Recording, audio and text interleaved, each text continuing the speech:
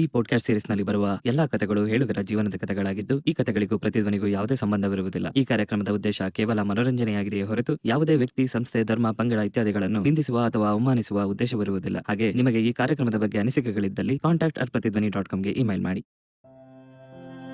ನಮ್ಮ ಇಂದಿನ ಸರಣಿ ಸಂಚಿಕೆ ಚೆರ್ರಿ ಅದರ 4ನೇ ಭಾಗವನ್ನ ಈಗ ಕೇಳೋಣ.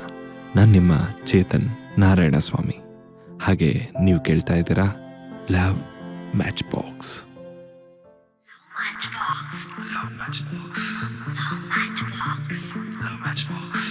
ಅವನಂದ್ರೆ ನನಗೆ ಇಷ್ಟ, ಆದ್ರೆ ಹೇಗೆ ಹೇಳಿ?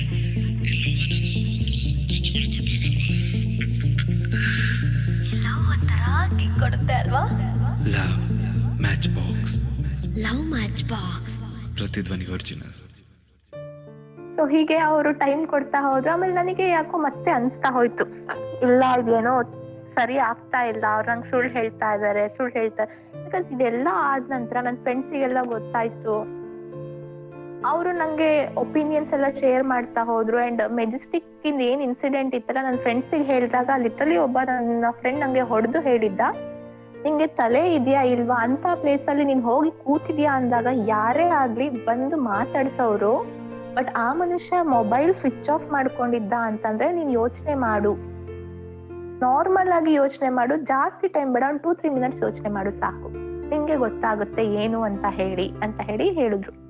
ಯೋಚನೆ ಮಾಡಿದಾಗ ನಂಗೆ ಅನ್ಸ್ತು, ಹೌದು, ಎಲ್ಲದನ್ನು ಲಿಂಕ್ ಮಾಡ್ತಾ ಹೋದಾಗ ಅನ್ಸ್ತು, ಇಲ್ಲ ಇದು ನಂಗೆ ಹೇಳ್ತಿರೋದು ಸುಳ್ಳು ಇವ್ರು ಅಂತ ಹೇಳಿ.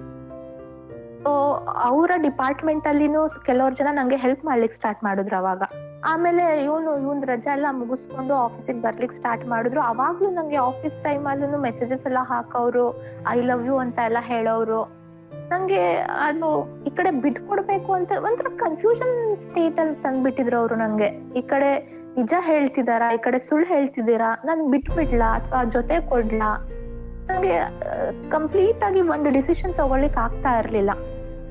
ಆ ಟೈಮಲ್ಲಿ ನಾನು ರೋಸ್ ಹತ್ರ ಜಗಳ ಮಾಡ್ಕೊಬಿಟ್ಟಿದ್ದೆ ಇದೇ ವಿಷಯಕ್ಕೆ. ಅವಳು ಬ್ಲಾಸಮ್ ಬಗ್ಗೆ ಏನೋ ಹೇಳಿದ್ಲು, ನಂಗೆ ಇಷ್ಟ ಆಗ್ಲಿಲ್ಲ. ಸೊ ನಾನು ಜಗಳ ಮಾಡ್ಕೊಬಿಟ್ಟಿದ್ದೆ. ಸೊ ಅವಳ ಹತ್ರ ನಾನು ಶೇರ್ ಮಾಡಕ್ ಆಗ್ತಿರ್ಲಿಲ್ಲ.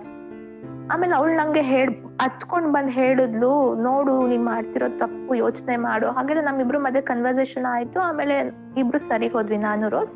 ಅವಾಗ ಅವ್ಳು ಹೇಳಿದ್ಲು, ಆಕ್ಚುಲಿ ನಂಗೆ November 4th ಒಂದ್ ಮದ್ವೆ ಏನಾಯ್ತಲ್ಲ, ಅವತ್ತಿನ ದಿನ ಒಂದು ಫ್ರೆಂಡ್ ಪದೇ ಕಾಲ್ ಮಾಡ್ತಾ ಇದ್ದ. ಬಟ್ ನಂಗೆ ಪಿಕ್ ಮಾಡ್ಲಿಕ್ಕೆ ಆಗಿಲ್ಲ, ಬಿಕಾಸ್ ಅವಳು ಹುಷಾರಿರ್ಲಿಲ್ಲ, ಅವಳಿಗೆ ಪಿಕ್ ಮಾಡಕ್ ಆಗಿರ್ಲಿಲ್ಲ. ಮೇ ಬಿ ಇದನ್ನೇ ಹೇಳಲಿಕ್ ಮಾಡಿದ್ದು ಅನ್ಸುತ್ತೆ ಅಂತ ಹೇಳಿದ್ಲು. ಸೊ ತಕ್ಷಣ ನಾನೇನ್ ಮಾಡಿದೆ, ಅವನ್ ಫ್ರೆಂಡ್ ಹತ್ರ ಹೋಗಿ ಕೇಳ್ದೆ, ನಿಮಗ್ ಗೊತ್ತಿತ್ತಲ್ಲ ಈ ವಿಷಯ ಎಲ್ಲ, ಯಾಕೆ ಹೇಳಲಿಲ್ಲ ನೀವು, ಯಾಕೆ ಮುಚ್ಚಿಟ್ರಿ, ನೀವು ಅವನ್ ತರಾನೇ ಮಾಡ್ಬಿಟ್ರಲ್ಲ ಅಂತ ಹೇಳಿ ಕೇಳ್ದೆ. ಸೊ ಇಲ್ಲ, ನಂಗೆ ನಿಮಗ್ ಗೊತ್ತಿರುತ್ತೆ, ಅವನಿಗೆ ನಾನು ಯಾವಾಗ್ಲೂ ಕೇಳ್ತಾ ಇದ್ದೆ, ಅಲ್ಲ ಬ್ಲಾಸಮ್ ನೀನು ಇವಳನ್ನ ಇಷ್ಟ ಪಡ್ತಿದ್ಯಾ ಚೆರ್ರಿನ, ಬೇರೆ ಅವಳನ್ನ ಮದ್ವೆ ಆಗ್ತಿದ್ಯಲ್ಲ ಏನು ಅಂತ ಕೇಳಿದಾಗ, ಇಲ್ಲ ಕಣೋ, ನಾನು ಚೆರ್ರಿ ಹತ್ರ ಎಲ್ಲಾ ವಿಷಯನೂ ಡಿಸ್ಕಸ್ ಮಾಡಿದೀನಿ, ಅವಳೇ ಹೇಳಿದಾಳೆ ಮನೆಯಲ್ಲಿ ಯಾರನ್ನ ತೋರ್ಸ್ತಾರೋ ಅವ್ರನ್ನ ಮದ್ವೆ ಮಾಡ್ಕೊಳ್ಳಿ ಅಂತ ಹೇಳ್ಬಿಟ್ಲು ಅವಳು, ಅದಕ್ಕೆ ನಾನ್ ಮಾಡ್ಕೊಳ್ತಾ ಇದೀನಿ ಅಂತ ಹೇಳ್ದ ಅವನು ಅಂತ ಹೇಳ್ಬಿಟ್ಟು ಹೇಳಿದ್ರು. ನಂಗೆ ಅವಾಗ ಗೊತ್ತಾಯ್ತು, ಎಲ್ಲಾರ ಹತ್ರನು ಇವ್ರು ಸುಳ್ಳು ಹೇಳ್ಕೊಂಡ್ ಬಂದಿದ್ದಾರೆ. ಅಷ್ಟೆಲ್ಲ ಆದ ನಂತರ ಎಲ್ಲೋ ನಂಗೆ ಅನ್ಸ್ತು, ಇಲ್ಲ ಇದ್ಯಾಕೋ ಸರಿ ಹೋಗ್ತಿಲ್ಲ, ಅವ್ನು ಮತ್ತೆ ಮೋಸನೇ ಮಾಡ್ತಿರೋದು ನಂಗೆ ಅಂತ ಹೇಳಿ ನಾನೇನ್ ಮಾಡಿದ್ದೆ, ಅವನು ಇನ್ನೊಬ್ಬಳು ಹುಡುಗಿ ಅವನಿಗೆ ಏನ್ ಮೆಸೇಜಸ್ ಮಾಡಿ ಮಾತಾಡ್ತಿದ್ಲಲ್ಲ, ನನ್ನ ಜೊತೆ ಮೀಟ್ ಆಗ್ಬೇಕು ನೀನು, ಮೆಸೇಜ್ ಮಾಡ್ಬೇಕಿಲ್ಲ ಅಂದ್ರೆ ಸೂಸೈಡ್ ಮಾಡ್ಕೊಳ್ತೀನಿ ಅಂತ ಹೇಳಿ. ಸೊ ಆ ಹುಡುಗಿ ಕಾಂಟ್ಯಾಕ್ಟ್ ನಂಬರ್ ನಾನು ಕಲೆಕ್ಟ್ ಮಾಡ್ಕೊಂಡಿದ್ದೆ. ಆ ಹುಡುಗಿಗೆ ಒಮ್ಮೆ ಕಾಲ್ ಮಾಡ್ಬಿಟ್ಟು ನಾನು ಕೇಳ್ದೆ, ಸರಿ ಮಾತಾಡ್ತಿರೋದು ನಾನು ಅಂದಾಗ ಅವರು ಯಾರ್ ನೀವು ಅಂತ ಹೇಳಿ ಕೇಳಿದಾಗ ನಾನು ಅಂದೆ, ಬ್ಲಾಸಮ್ ಗರ್ಲ್ ಫ್ರೆಂಡ್ ನಾನು ಮಾತಾಡ್ತಿರೋದು ಅಂತ ಹೇಳಿ. ಅವಳಿದ್ದವಳು ನಂಗೆ ರಿಪ್ಲೈ ಕೊಟ್ಟಿದ್ದೆ, ಏನ್ ಗೊತ್ತಾ, it's completely again one more shock for me. ಅವಳು ಹೇಳಿದ್ಲು, ನಿಮಗೆ ಎಷ್ಟು ಧೈರ್ಯ, ಆಕ್ಚುಲಿ ನಾನು ಅವ್ನ ಗರ್ಲ್ ಫ್ರೆಂಡ್, ನೀವ್ ಯಾರು ಮಾತಾಡ್ತಿರೋದು, ನನಗೆ ಫೋನ್ ಮಾಡ್ಬಿಟ್ಟು ನಿಮ್ ಗರ್ಲ್ ಫ್ರೆಂಡ್ ಅಂತ ಹೇಳ್ತಿದ್ದೀರಲ್ಲ ಅಂತ ಹೇಳಿ ನನ್ ಕೇಳಿದ್ಲು. ನಾನು like what the hell is this ಅಂತ ಹೇಳಿ ನಂಗೆ ಸ್ವಲ್ಪ ವಿಷಯ ಬೇಗ ಗೊತ್ತಾಗಿದೆ, ಅವಳಿಗೆ ನಾನ್ ಹೇಳೋದ್ಕಿಂತ ವಿಷಯ ಗೊತ್ತಿಲ್ಲ, ಮದ್ವೆ ಆಗಿದೆ ಬ್ಲಾಸಮ್ದು ಅಂತ ಹೇಳಿ. ಸೊ ಎಲ್ಲ ನಾನ್ ಡಿಸ್ಕಸ್ ಮಾಡ್ದೆ, ಇಲ್ಲ ಈ ತರ ನಾವು 1.5 year ಇಂದ ಜೊತೆನಲ್ಲಿದ್ವಿ, ಅವರೇ ನಂಗೆ ಪ್ರಪೋಸ್ ಮಾಡಿದ್ದು. ನನಗ್ ಪ್ರಪೋಸ್ ಮಾಡಿದ ನಂತರ ಒಂದು 4-5 ಮಂತ್ಸ್ ಆದ ನಂತರ ಅವ್ರಿಗೆ ಇವರೇ ಪ್ರಪೋಸ್ ಮಾಡಿದ್ರಂತೆ, ಬ್ಲಾಸಮ್. ಪ್ರಪೋಸ್ ಮಾಡಿ ನನಗೇನೆಲ್ಲ ಸುಳ್ಳು ಹೇಳಿದ್ರು ಅಲ್ಲ, ನನ್ ಮನೆಯಲ್ಲಿ ಆಲ್ರೆಡಿ ನಿನ್ ವಿಷಯ ಹೇಳಿದ್ದಾಗಿದೆ, ಫೋಟೋ ಕೂಡ ತೋರಿಸ್ಬಿಟ್ಟಿದೀನಿ, ನನ್ನ ಮನೇಲಿ ಮಾತಾಡ್ತಾ ಇಲ್ಲ ಯಾರನ್ನ ಹತ್ರ ಅಂತ ಎಲ್ಲ ಸೇಮ್ ಸುಳ್ಳುನು ಅವಳಿಗೆ ಹೇಳಿದಾರೆ. ನಿನ್ ಫೋಟೋ ಎಲ್ಲ ತೋರಿಸ್ಬಿಟ್ಟಿದೀನಿ, ಮನೆಯಲ್ಲಿ ನನ್ನ ಹತ್ರ ಯಾರು ಮಾತಾಡ್ತಿಲ್ಲ ಅಂತ ಎಲ್ಲ ಹೇಳಿ. ಸೊ ನಾನು ಅವಳು ಮಾತಾಡ್ಕೊಂಡು ಅವಳು ಹೇಳಿದ್ಲು ಆಫೀಸ್ ಹತ್ರ ಬಾ ಮಾತಾಡೋಣ ಅಂತ ಹೇಳಿ. ನಾವಿಬ್ರು ಸೇಮ್ ಆಫೀಸ್ ಬಟ್ ಟವರ್ ಬೇರೆ. ಸೊ ಹೋದೆ, ಮಾತಾಡಿದ್ವಿ. ಅಂಡ್ ದೆನ್ ನನ್ನ ಹತ್ರ ಇದ್ ಪಿಕ್ಸ್ ರೆಕಾರ್ಡಿಂಗ್ಸ್ ಎಲ್ಲ ನಾನು ಅವಳಿಗೆ ಶೇರ್ ಮಾಡಿದೆ. ಅವಾಗ ಅವ್ರು ಹೇಳಿದ್ಲು ಈ ತರ ಅಂತ ಹೇಳಿ ನಂಗೆ ನಿಜವಾಗ್ಲೂ ಗೊತ್ತಿರ್ಲಿಲ್ಲ, ಎಷ್ಟು ಮೋಸ ಮಾಡ್ಬಿಟ್ಟಿದಾನೆ ಅಂತ ಹೇಳಿ ಅವ್ಳು ಹೇಳಿದ್ಲು. ಅಂಡ್ ಸ್ಟಾರ್ಟಿಂಗ್ ಅಲ್ಲೇ ಒಂದ್ 2-3 ತಿಂಗಳು ಅಷ್ಟೇ ನಾವು ಚೆನ್ನಾಗಿ ಇದ್ದಿದ್ದು. ಅದಾದ ನಂತರ ನಮ್ಮಿಬ್ರು ಮಧ್ಯೆ ತುಂಬಾ ಜಗಳಗಳು ಸ್ಟಾರ್ಟ್ ಆಗ್ತಾ ಹೋಯ್ತು. ಸೊ ನಾನು ಅಷ್ಟಕ್ಕಷ್ಟೇ ಜಾಸ್ತಿ ಏನ್ ಹಚ್ಕೊಂಡಿಲ್ಲ ಅವನಿಗೆ, ಬಟ್ ಇತ್ತು ಅವನ ಮೇಲೆ ಫೀಲಿಂಗ್ಸ್. ನಂಗೆ ಈ ತರ ಮೋಸ ಮಾಡ್ತಾನೆ ಅಂತ ಗೊತ್ತಿರ್ಲಿಲ್ಲ ನಂಗೆ ಅಂತ ಹೇಳಿದ್ಲು. ಸೊ ನಾನು ಅದನ್ನೆಲ್ಲ ಕೇಳ್ಕೊಂಡು ನಾನು ಅವಳು ಇಬ್ರು ಅವನ ಹತ್ರ ಹೋಗ್ಬಿಟ್ಟು ಕ್ವೆಶನ್ಸ್ ಕೇಳಿದಾಗ ಅವ್ನಿಗೇನು ರಿಪ್ಲೈ ಮಾಡ್ಲಿಲ್ಲ, ಸುಮ್ಮನೆ ನಿಂತ್ಕೊಂಡಿದ್ದ. ಅಲ್ಲಿ ತನಕ ನನಗೆ ಎಲ್ಲೋ ಒಂದ್ ಸಾಫ್ಟ್ ಕಾರ್ನರ್ ಇತ್ತು ಅವನ ಬಗ್ಗೆ. ಇದ್ ಯಾವಾಗ ನಂಗೆ ಮತ್ತೊಂದು ಇವಳ ಜೊತೆನೂ ಹಾಗೆ ಮಾಡಿದಾರೆ ಅಂತ ಗೊತ್ತಾದಾಗ ಯೋಚನೆ ಮಾಡಿದ, ಇಂಥವ್ನಿಗೋಸ್ಕರ ನಾನು ಮೆಜೆಸ್ಟಿಕ್ ಅಲ್ಲಿ ಕುತ್ಕೊಂಡು ಆತರ ನೈಟ್ ಪೂರ್ತಿ ಸ್ಪೆಂಡ್ ಮಾಡಿದೆ, ಇಂಥವ್ನಿಗೋಸ್ಕರ ನನ್ನ ಅಪ್ಪ ಅಮ್ಮನ್ನ ಬಿಟ್ಟೆ. And one more thing is like ನಾನು ಕೂಡ ಅಟೆಂಪ್ಟ್ ಮಾಡಿದ್ದೆ. ಅಂಡ್ ದೆನ್ ನಾನು ನೆಕ್ಸ್ಟ್ ಡೇ ಆಫೀಸಿಗೆ ಬಂದು ಅವನಿಗೆ ಆ ಟೈಮಲ್ಲಿ ಪ್ರಮೋಷನ್ ಆಗಿತ್ತು, ರೀಸೆಂಟ್ ಆಗಿ ಒಂದು 15-20 ಡೇಸ್ ಬ್ಯಾಕ್ ಪ್ರಮೋಷನ್ ಆಗಿತ್ತು. ಆಫೀಸ್ ಸೈಟ್ ಇದೆ ಅಲ್ಲ, ಲೈಕ್ ಹರಾಸ್ಮೆಂಟ್ ಏನಾದ್ರು ಆದ್ರೆ ರಿಪೋರ್ಟ್ ಮಾಡೋದು. ನಾನು ಅಲ್ಲಿಗೆ ಹೋಗ್ಬಿಟ್ಟು ಆ ಮೆಂಬರ್ ಇಂದು ಒಬ್ರದ್ದು ನಂಗೆ ಕಾಂಟ್ಯಾಕ್ಟ್ ನಂಬರ್ ಸಿಕ್ತು. ಸೊ ನಾನು ಆಪ್ ಇಂದ ಅಪ್ಲೈ ಮಾಡ್ಲಿಲ್ಲ, ಡೈರೆಕ್ಟ್ ಆಗಿ ಅವ್ರಿಗೆ ಕಾಲ್ ಮಾಡಿದೆ. ನಂಗೆ ಇದು ಸಜೆಷನ್ ಯಾರು ಕೊಟ್ಟಿದ್ದು ಅಂತಂದ್ರೆ ಅವರ ಡಿಪಾರ್ಟ್ಮೆಂಟ್ ಮೆಂಬರ್ಸ್ ನಂಗೆ ಕೊಟ್ಟಿದ್ದು ಸಜೆಷನ್. ಈ ತರ ನಂಗೆ ನಿಮ್ ಡಿಪಾರ್ಟ್ಮೆಂಟ್ ಅವರಿಂದ ಹಿಂಗ್ ಪ್ರಾಬ್ಲಮ್ ಆಗಿದೆ, ಹಿಂಗೆಲ್ಲ ಮಾಡ್ಬಿಟ್ರ ಅವರು ಅಂತೆಲ್ಲ ಹೇಳ್ದೆ. ಸೊ ನಿಮ್ ಹತ್ರ ಪ್ರೂಫ್ಸ್ ಏನಿದೆ, ನಾನ್ ಹೆಂಗ್ ನಂಬ್ಲಿ ಅಂತೆಲ್ಲ ಕೇಳಿದ್ರು ಅವ್ರು. ಸೊ ನನ್ನ ಹತ್ರ ಅದೇ ರೆಕಾರ್ಡಿಂಗ್ಸ್ ಏನ್ ನಾನು ಅವ್ರದ್ದು ಮಾತುಗಳನ್ನ ಕೇಳ್ತಿದ್ನಲ್ಲ, ಅದನ್ನ ನಾನು ಬೇರೆ ತರಕ್ಕೆ ಇಟ್ಕೊಂಡಿದ್ದೆ, ಬಟ್ ಅದ್ ಬೇರೆ ತರ ಯೂಸ್ ಆಯ್ತು. ಸೊ ಅವ್ರು ಕೇಳಿದಾಗ ನಾನು ರೆಕಾರ್ಡಿಂಗ್ಸ್ ಎಲ್ಲ ಅವ್ರ ಹತ್ರ ಶೇರ್ ಮಾಡಿದೆ. ಅಂಡ್ ಪಿಕ್ಸ್ ಎಲ್ಲ ಏನಿತ್ತು ಅವ್ರ ಹತ್ರ ಎಲ್ಲ ಶೇರ್ ಮಾಡಿದ ನಂತರ ಅವ್ರು ನಂಗೆ ಸುಮಾರು ಕ್ವೆಶನ್ಸ್ ಕೇಳಿದ್ರು. ಎಲ್ಲದಕ್ಕೂ ನಾನು ಆನ್ಸರ್ ಮಾಡಿದೆ. ಅಂಡ್ ಫೈನಲಿ ಅವ್ರು ಹೇಳಿದ್ರು ಸರಿ ಆಯ್ತು, ನಾನು ಆಕ್ಷನ್ ತಗೊಳ್ತೇನೆ ಅಂತ ಹೇಳಿ ಬ್ಲಾಸಮ್ಗೆ ಕಾಲ್ ಮಾಡಿ ಆಫೀಸಿಗೆ ಬರ್ಲಿಕ್ಕೆ ಹೇಳಿದ್ರು, ಅಂದ್ರೆ ಅವ್ರ ಲೊಕೇಶನ್ಗೆ. ಅಲ್ಲಿನೂ ಕೇಳಿದಾಗ ಅವ್ನು ಅದನ್ನೇ ಹೇಳಿದ್ದಂತೆ, ಲೈಕ್ ನನಗೆ ಆ ಹುಡುಗಿ ಗೊತ್ತಿಲ್ಲ, ಅವಳೇ ನಂಗೆ ಪದೇ ಮೆಸೇಜ್ ಮಾಡ್ತಾ ಇದ್ದಿದ್ದು, ಕಾಲ್ ಮಾಡ್ತಾ ಇದ್ದಿದ್ದು, ಗಿಫ್ಟ್ ಕೊಡ್ತಾ ಇದ್ದಿದ್ದು, ನನ್ ಮುಂಚೆನೆ ಹೇಳಿದ್ದೆ ಇಲ್ಲ ಅಂತ ಹೇಳಿ, ಬಟ್ ಸ್ಟಿಲ್ ಅವಳು ಫೋರ್ಸ್ ಮಾಡಿ ಮಾಡ್ತಾ ಇದ್ಲು ಅಂತ ಹೇಳಿ ಈ ವಿಷಯ ಹೇಳಿದ್ರಂತ ಅವರಿಗೆ. ಅವ್ರು ಮತ್ತೆ ನಂಗೆ ಕಾಲ್ ಮಾಡ್ಬಿಟ್ಟು ನಂಗೆ ಲಿಟ್ರಲಿ ಗೊತ್ತಿರ್ಲಿಲ್ಲ ಈ ಮನುಷ್ಯ ಹೀಗೆ ಅಂತ ಹೇಳಿ, ನೀನು ನಂಗೆ ಈ ರೆಕಾರ್ಡ್ಸ್ ಎಲ್ಲ ಶೇರ್ ಮಾಡಿರೋದು ಅವನಿಗೆ ಗೊತ್ತಿಲ್ಲ, ಆ ರೆಕಾರ್ಡ್ಸ್ ಕೇಳಿ ಅವನ್ ಮಾತುಗಳನ್ನ ಕೇಳಿದ್ರೆ ನೀನು ಒಂದು ಇಂಜಿನಿಯರ್ ಆಗಿ ಇಷ್ಟೊಂದು ದಡ್ಡತನ, ಇಷ್ಟೊಂದು ಡಂಬ್ ಅಂತ ಹೇಳಿ ಗೊತ್ತಿರ್ಲಿಲ್ಲ, ಈ ತರ ಜನನು ಇರ್ತಾರೆ ಅಂತ ಹೇಳಿ ಗೊತ್ತಿರ್ಲಿಲ್ಲ ನಂಗೆ ಅಂತ ಹೇಳಿ ಹೇಳಿದ್ರು. ಸೊ ಅದಾದ ನಂತರ ಅವನು ನಂಗೆ ಕಾಲ್ ಮಾಡ್ಬಿಟ್ಟು ಹೇಳ್ದ, ನೀ ಏನಾಯ್ತು ಅದ್ ಗೊತ್ತಿಲ್ಲ, ಬಟ್ ಏನ್ ನಾವು ತಗೋ ಹೇಳಿದಿಲ್ಲ ಅದನ್ನೆಲ್ಲ ವಾಪಸ್ ತಗೋ, ಹಾಗೆ ಹೀಗೆ ಅಂತ ಹೇಳಿ. ದೆನ್ ಐ ವಾಸ್ ಲೈಕ್, ಏನೇ ಆಗೋಗ್ಲಿ, ನನಗೆ ಎಷ್ಟೇ ಪ್ರಾಬ್ಲಮ್ ಆದ್ರೂ ಪರವಾಗಿಲ್ಲ, ನಾನ್ ಮಾತ್ರ ವಾಪಸ್ ತಗೊಳಲ್ಲ, ನಾನು ರಿಪೋರ್ಟ್ ಮಾಡಿದ ಆಗೋಗಿದೆ, ಅದೇನಿದೆಯೋ ಅದ್ ನೀನ್ ಫೇಸ್ ಮಾಡ್ಕೋ ಅಂತ ಹೇಳ್ದೆ. ಇದು ಹೇಳಕ್ಕೂ ಮುಂಚೆನೆ ಲಾಸ್ಟ್ ಡೇ ನಾನು ಏನ್ ಮಾಡಿದ್ದೆ ಅಂತಂದ್ರೆ, ಅವನ್ದು ಮನೆ ಹುಡ್ಕೊಂಡ್ ಹೋಗಿದ್ವಿ ನಾನು ರೋಸ್. ಮನೆ ಹತ್ರ ನಂಗೆ ಸೇರ್ಸ್ಕೊಳ್ದೆಲ್ಲ ಬೇರೆ ಕಡೆ ಎಲ್ಲೋ ಕರ್ಕೊಂಡ್ ಹೋಗಿ ಅಲ್ಲಿ ಮಾತಾಡ್ಸ್ತಾ. ಅವ್ರಮ್ಮ ಎಲ್ಲ ಕೇಳಿದ್ರು ನಂಗೆ ಏನಾಯ್ತಮ್ಮ ಏನು ಇತ್ತ ಅಂದಾಗ ನಾನೆಲ್ಲಾ ವಿಷಯನೂ ಹಿಂಗ ಅಂತ ಹೇಳ್ದೆ.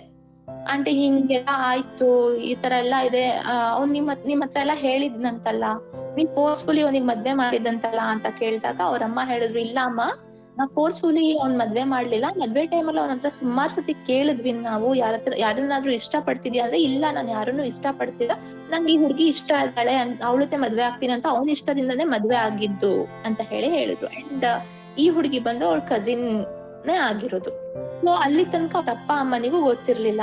ಅವ್ರಮ್ಮ ನಿಂತಿದ್ರು, ಅವ್ರ ಹುಡುಗ ಅವ್ರ ಅಮ್ಮನ ಹೆಗ್ಲ ಮೇಲೆ ಕೈ ಹಾಕೊಂಡ್ ನಿಂತ್ಕೊಂಡಿದ್ದ. ಅವ್ರಪ್ಪ ಬಂದ್ಬಿಟ್ಟು ಕಾರೊಳಗ್ ಕುತ್ಕೊಂಡಿದ್ರು.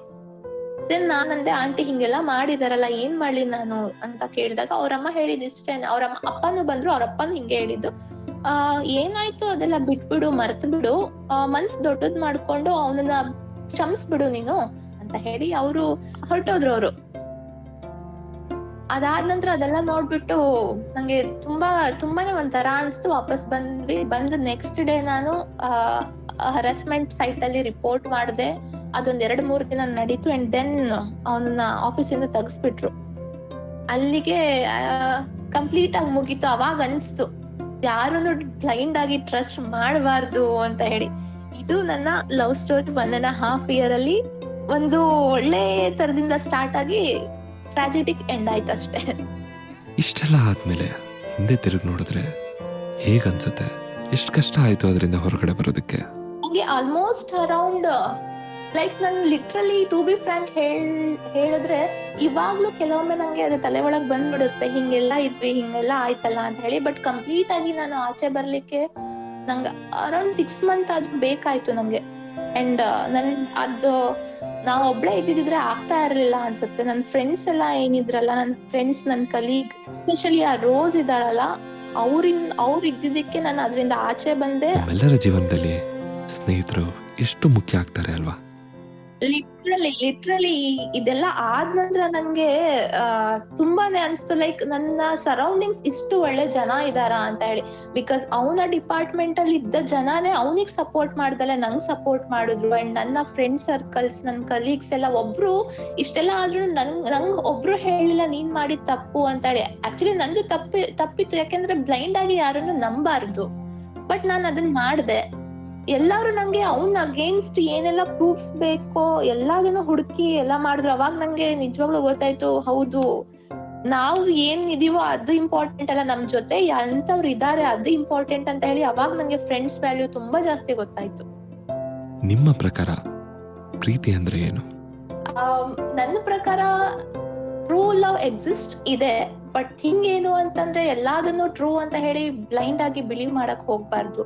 ಸೊ ನೀವ್ ಎಷ್ಟೇ ಟ್ರೂ ಆಗಿ ಮಾಡ್ತಿದ್ರು ಬ್ಯಾಕ್ ಗ್ರೌಂಡ್ ವೆರಿಫಿಕೇಶನ್ ಅಂತ ಏನ್ ಹೇಳ್ತಾರೆ ಅಲ್ಲ, ಆ ವೆರಿಫಿಕೇಶನ್ ಇರ್ಲೇಬೇಕು. ಅಂಡ್ ಕಂಪ್ಲೀಟ್ ಆಗಿ ನಿಮ್ಮ ಪೇರೆಂಟ್ಸ್, ನಮ್ಮ ಪೇರೆಂಟ್ಸ್ ಅಂದ್ರೆ ಹುಡುಗಿ ಪೇರೆಂಟ್ಸ್ ತನಕ ಈ ವಿಷಯ ಮುಟ್ಟದಲ್ಲೇ ನೀವ್ ಯಾವ್ದೇ ತರ ಡಿಸಿಷನ್ಸ್ ತಗೊಳಕ್ ಹೋಗ್ಬಾರ್ದು ಅನ್ನೋದೇ ನನ್ನ opinion. But yes, true love exist. Family ತುಂಬಾ ಮುಖ್ಯ ಆಗುತ್ತೆ ಅಲ್ವಾ? ಹೌದು, ಫ್ಯಾಮಿಲಿ ಯಾವತ್ ಇನ್ವಾಲ್ವ್ ಆಗುತ್ತೋ.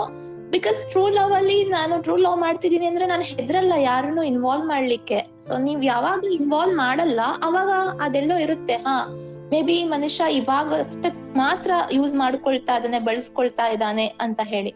ಸೊ ಅದನ್ನೆಲ್ಲ ನೋಡಿ ಮುಂದುವರೆದ್ರೆ ನೀವು ನಿಮ್ ಲವ್ ನ ಉಳಿಸ್ಕೋಬಹುದು. ಇಲ್ಲ ಅಂತಂದ್ರೆ ಚಾನ್ಸಸ್ ತುಂಬಾ ಕಮ್ಮಿ. ಇಲ್ಲಿವರೆಗೂ ತಮ್ಮ ಜೀವನದ ಈ ವಿಚಿತ್ರ ಘಟನೆಗಳನ್ನ ಮನಸ್ಸು ಬಿಚ್ಚಿ ತನ್ನ ಸರಿ ತಪ್ಪುಗಳನ್ನ ಮರೆಮಾಚದೆ ಧೈರ್ಯವಾಗಿ ನಮ್ಮ ಜೊತೆ ಹಂಚ್ಕೊಂಡ್ರು ಚೆರಿಯವರು. ನಿಮ್ಮ ಸಹನೆಗೆ, ಧೈರ್ಯಕ್ಕೆ ಧನ್ಯವಾದ ಹೇಳ್ತಾ, ವೆಲ್ಕಮ್. ಸರಿಯಾದ ಸಿಹಿಯಾದ ನಿಜವಾದ ಪ್ರೀತಿ ನಿಮ್ಮನ್ನ ಸೇರ್ಲಿ ಅಂತ ಕೇಳ್ಕೊಳ್ತಾ ನಿಮ್ಮನ್ನ ಬೀಳ್ಕೊಡ್ತಾ ಇದ್ದೀನಿ. ಥ್ಯಾಂಕ್ ಯು ಚೆರಿ ಅವರೇ. ನಿಮಗೆ ಕತೆ ಕೇಳಲಿಕ್ಕೆ ಇಷ್ಟ ಆಗ್ತಾ ಉಂಟಾ? ಮತ್ತೆ ನಿಮ್ಮ ಕತೆ ಕೂಡ ಹೇಳಲಿಕ್ಕೆ ಆಸೆ ಆಗ್ತಾ ಉಂಟಾ? ನೀವ್ ಯಾವ್ದಾದ್ರು ಕತೆ ಬರ್ದಿದ್ರೆ ಉಂಟಲ್ಲ, ನಿಮ್ಮ ಕಥೆಯನ್ನು ಆಡಿಯೋ ಬುಕ್ಸ್ ಮಾಡ್ಲಿಕ್ಕೆ ಉಂಟು ಮಾರ್ರೆ. ಎಲ್ಲ ಕಡೆ ಕೂಡ ಕೇಳಿಸ್ಬಹುದು. ಅದಕ್ಕೆ ನೀವೆಂತ ಮಾಡ್ಬೇಕು ಅಂದ್ರೆ ಪ್ರತಿಧ್ವನಿ ವೆಬ್ಸೈಟ್ಗೆ ಹೋಗಿ ಅವರ ಜೊತೆ ಮಾತಾಡಿ ಅಲ್ವಾ. ನನ್ನಂತವರು ಕೂಡ ನಿಮ್ಮ ಕಥೆಯನ್ನು ಚಂದ ಕೇಳ್ತಾರೆ. ಎಂತ ವೆಬ್ಸೈಟಾ? ಎಂತ ಮಾರ್ರೆ ಇವರು ಇನ್ನು ಕೂಡ ವೆಬ್ಸೈಟ್ ಗೊತ್ತಿಲ್ವಾ? ಪ್ರತಿಧ್ವನಿ.com. ಇದರೊಂದಿಗೆ ನಮ್ಮ ಇಂದಿನ ಸರಣಿ ಸಂಚಿಕೆಗಳು ಮುಕ್ತಾಯ ಆಗಿದೆ. ಹೀಗೆ ಪ್ರತಿಧ್ವನಿನ ಕೇಳ್ತಾ ಇರಿ. ಮತ್ತಷ್ಟು ಎಪಿಸೋಡ್ಗೋಸ್ಕರ ಮತ್ತೆ ಎಲ್ಲ ಲೇಟೆಸ್ಟ್ ಅಪ್ಡೇಟ್ಸ್ಗೋಸ್ಕರ podcast.pratidhwani.comಗೆ ವಿಸಿಟ್ ಮಾಡಿ, ಸಬ್ಸ್ಕ್ರೈಬ್ ಆಗಿ ಅಂತ ಹೇಳ್ತಾ ನಾನು ಹೊರಡೋ ಸಮಯ ಬಂದಿದೆ. ಇಲ್ಲಿವರೆಗೂ ಕೇಳ್ತಾ ಇದ್ರಿ love match box. Signing off, Chetan Narayana Swamy. ಹಾಗೆ ಸಿಂಗಲ್ ಸುಂದರಾಗಿ ವಿಕಾಸ್ ಮಂಜುನಾಥ್.